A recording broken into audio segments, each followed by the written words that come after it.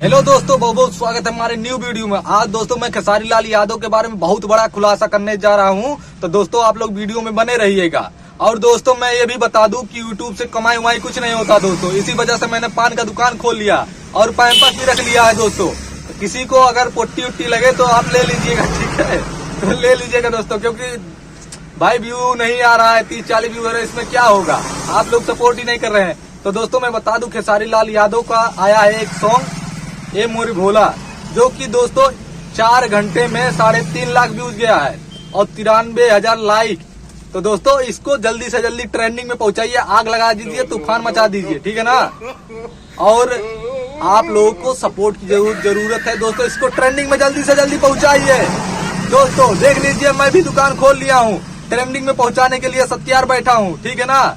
तो दोस्तों लाइक कीजिए, कमेंट कीजिए और सब्सक्राइब कर लो भैया। बहुत मेहनत से वीडियो बनाओ थी, व्यूज ना आओ तो बहुत धन्यवाद। जय हिंद, जय भारत।